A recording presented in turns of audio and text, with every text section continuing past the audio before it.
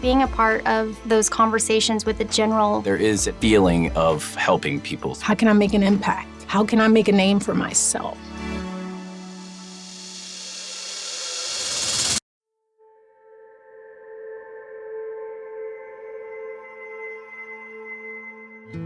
I grew up in Arkansas. I was born and raised there. I didn't have running water or electricity. That was an interesting challenge, but since I didn't know anything else, it's cute to take a bucket bath when you're 5, but not when you're 15. It made me realize that your zip code, more than your genetic code, can really impact your quality of life. I knew that being in Arkansas wasn't the life trajectory that was going to be right for me. I was a cheerleader. I'd won a beauty pageant in high school, and what a bigger contrast than joining the Marine Corps.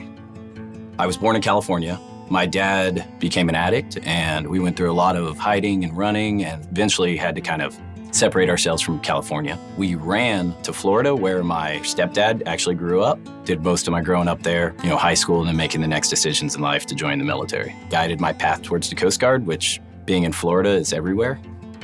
I grew up in Baltimore. As a kid, you never really realized that Baltimore is the inner city. What our parents, specifically my dad, instilled in me and in us was that what your current state was could always be better. I took a liking to singing. I wanted to be a singer, but something in the back of my head said, what else?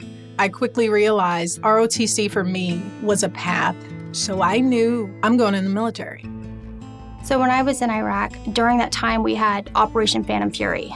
That was some of the heaviest urban combat that the United States Marines have seen since the Battle of Way City. When you're on your 36th hour of sleep deprivation, you're hungry, and you're running out to a hot flight line with mortars coming in, some people can say those challenges builds character. That didn't make me who I am.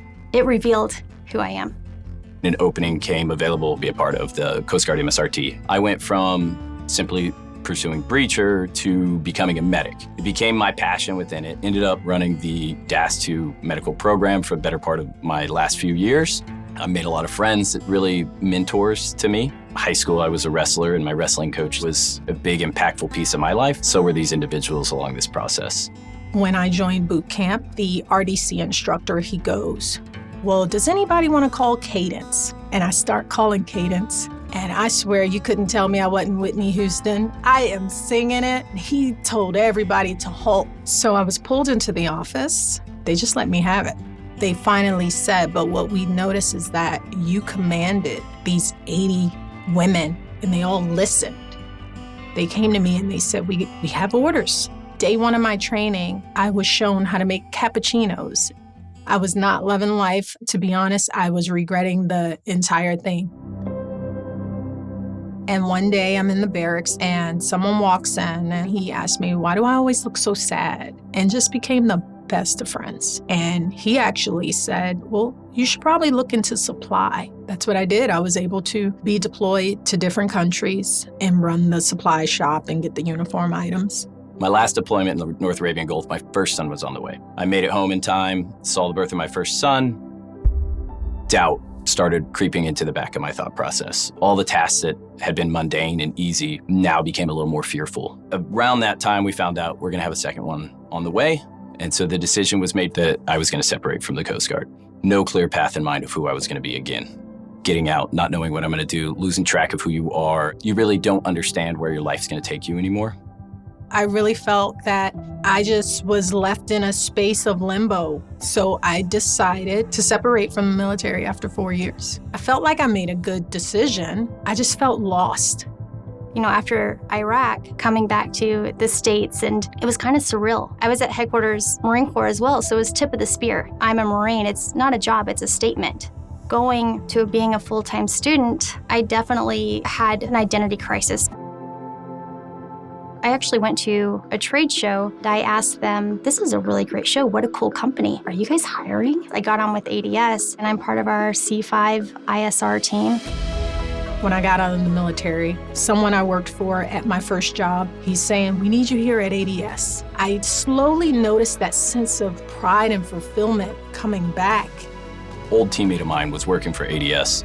Fast forward one more week, and I'm starting I actually have the ability to go back and impact the lives of the people that were doing the job I was doing. That brings me so much joy every day. It's hard to do anything else. I won't sell anything that I wouldn't put on my team.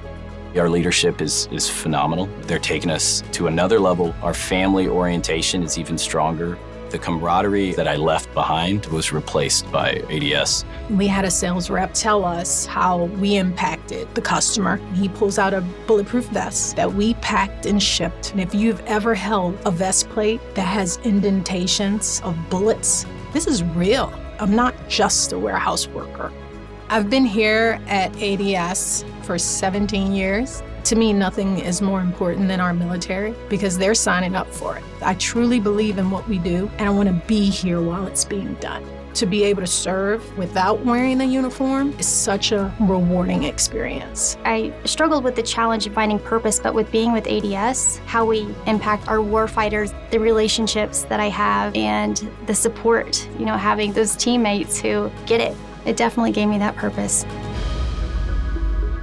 We all have to get used to being uncomfortable if we want to make a name for ourselves and leave a mark on this world.